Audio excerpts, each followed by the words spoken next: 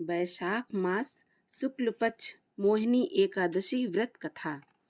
संयम और श्रद्धा से युक्त कथा को सुनकर धनुर्धारी अर्जुन बोले, हे कृष्ण जी, वैशाख मास की शुक्ल पक्ष की एकादशी का क्या नाम है तथा उसके व्रत को करने की क्या विधि है, यह सब मुझसे विस्तार पूर्वक कहिए।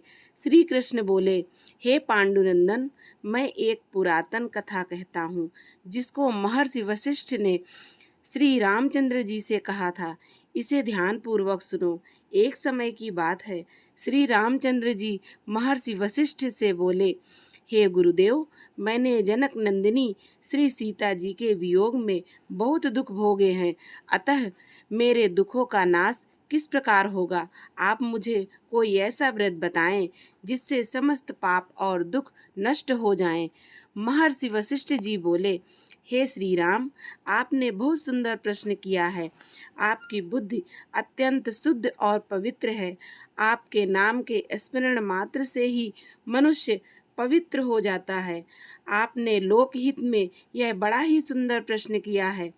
मैं आपको एक एकादशी व्रत का महत्व सुनाता हूँ।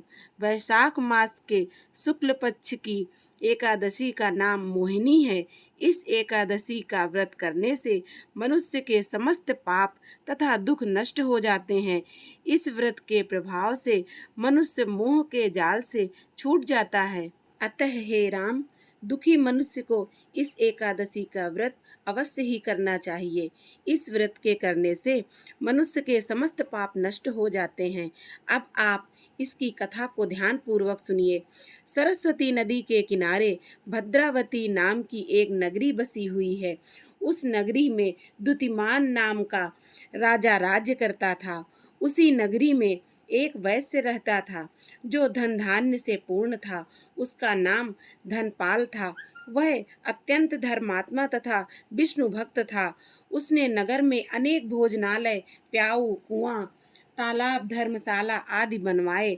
सड़कों के किनारे आम, जामुन, नीम आदि के वृक्ष लगवाए जिससे पथिकों को सुख मिले। उस वैश्य के 5 पुत्र थे, जिनमें से सबसे बड़ा पुत्र अत्यंत पापी व दुष्ट था। वह वैश्याओं और दुष्टों की संगति करता था। इससे जो मनुष्य बचता था उसे वह जुआ खेलने में व्यतीत करता था। वह बड़ा ही नीच था और देवता, पितृ आदि किसी को भी नहीं मानता था।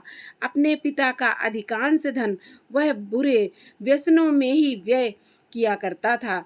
मद्यपान तथा मांस का भक्षण करना उसका नित्य का कर्म था। जब काफी समझाने बुझाने पर भी वह सीधे रास्ते पर नहीं आया तो दुखी होकर उसके पिता, भाइयों तथा कुटुंबियों ने उसे घर से निकाल दिया और उसकी निंदा करने लगे। घर से निकलने के बाद वह अपने आभूषणों तथा वस्त्रों को बेच बेच कर अपना गुजारा करने लगा। धन नष्ट हो जाने पर वेश्याओं तथा उसके दुष्ट साथियों ने भी उसका साथ छोड़ दिया। जब वह भूख प्यास से दुखी हो गया तो उसने चोरी करने का विचार किया और रातों में चोरी कर करके अपना पेट पालने लगा। एक दिन वह पकड़ा गया, परंतु सिपाहियों ने वैश्य का पुत्र जानकर छोड़ दिया। वह दूसरी बार फिर पकड़ा गया, तब सिपाहियों ने भी उसका कोई लिहाज नहीं किया और राजा के सामने प्रस्तुत करके उसे सारी बात बताई। तब राजा ने उसे कारागार में डलवा दिया। कारागार में राजा के आदेश से उसे बहुत दुख दिए गए और अंत में उसे नगर छोड़ने को कहा गया। वह दुखी होकर नगरी को छोड़ गया और जंगल में पशु पक्षियों को मारकर पेट भरने लगा। फिर बहेलिया बन गया और धनुष बाण से पशुओं पक्षियों को मार मार कर खाने लगा और बेचने लगा। एक दिन वह भूख और प्यास से व्याकुल होकर भोजन की खोज में निकल पड़ा और कौटिन्य ऋषि के आश्रम पर जा पहुंचा। इस समय बैसाख का महीना था। कौटिन्य ऋषि गंगा स्नान करके आए थे। उनके भीगे वस्त्रों के छींटे मात्र से इस पापी को सुबुद्धि प्राप्त हुई। वह पापी मुनि के पास जाकर हाथ जोड़कर कहने लगा, हे मुनि, मैंने अपने जीवन में बहुत पाप किए हैं।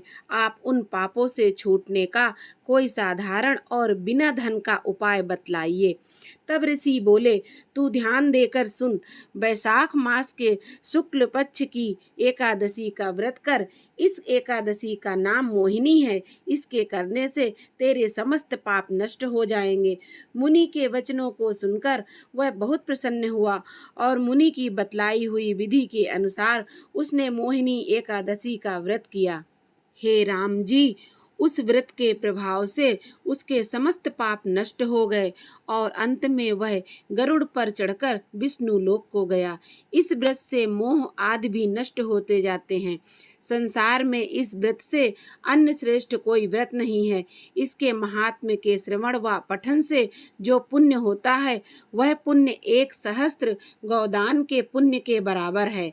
कथा सार। मनुष्य को सदैव संतों का संग करना चाहिए। संतों की संगत से प्राणी को न केवल सद्बुद्धि प्राप्त होती है बल्कि उसके जीवन का उद्धार हो जाता है। पापियों की संगत प्राणी को नरक में ले जाती है। ऐसे दुष्ट व पापी संकट पड़ने पर साथ छोड़ देते हैं और तब व्यक्ति स्वयं को नितांत अकेला पाता है। तब भी कौटिन्य ऋषि जैसे सज्जन ही उन्हें सद्मार्ग बताते हैं। इस प्रकार मोहिनी एकादशी व्रत कथा संपूर्ण हुई।